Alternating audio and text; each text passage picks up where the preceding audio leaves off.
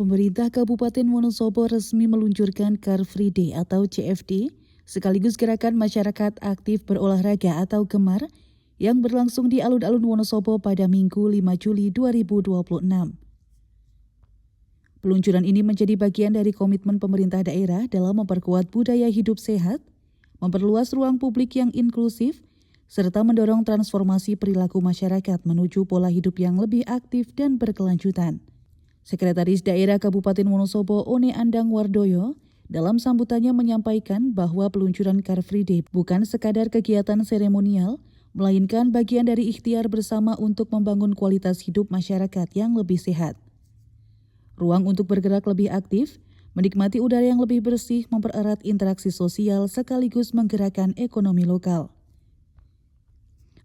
Pemerintah Kabupaten Wonosobo juga menyampaikan apresiasi kepada Kementerian Pemuda dan Olahraga Republik Indonesia atas dukungan terhadap pelaksanaan gerakan masyarakat aktif berolahraga atau Gemar. Dukungan tersebut dinilai menjadi penguat bagi pemerintah Kabupaten Wonosobo untuk terus membangun budaya hidup sehat sebagai bagian dari peningkatan kualitas sumber daya manusia. Andang menegaskan kesehatan merupakan investasi penting dalam pembangunan daerah. Infrastruktur yang baik, pelayanan publik yang berkualitas, dan pertumbuhan ekonomi memerlukan sumber daya manusia yang sehat sebagai penggerak utama.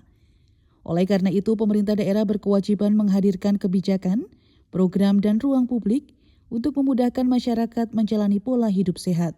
Masyarakat diharapkan untuk menjaga ketertiban selama pelaksanaan Car Free Day, menghormati pengguna jalan, tidak merokok di area kegiatan, serta menjaga kebersihan dengan tidak meninggalkan sampah. Kepedulian terhadap hal-hal sederhana tersebut diharapkan dapat membentuk budaya masyarakat yang semakin tertib, sehat, dan peduli lingkungan. Selain berdampak pada kesehatan dan lingkungan, Car Free Day juga diharapkan mampu menggerakkan ekonomi masyarakat. Kehadiran pelaku UMKM dalam kegiatan tersebut menjadi bagian penting dalam menghidupkan ruang publik, memperkenalkan produk lokal, dan mendorong tumbuhnya transaksi ekonomi masyarakat. Dalam kesempatan yang sama, analis kebijakan Ahli Madya Asisten Deputi Olahraga Masyarakat pada Deputi Bidang Pembudayaan Olahraga Kemenpora Republik Indonesia, EN Ernawati menyampaikan bahwa Gemar merupakan upaya untuk mendorong masyarakat agar menjadikan aktivitas olahraga sebagai bagian dari kehidupan sehari-hari. Menurutnya, gerakan olahraga masyarakat harus dibangun secara inklusif, mudah diakses, dan dapat dilakukan oleh semua kalangan. Kita mencari peningkatan partisipasi masyarakat untuk berolahraga.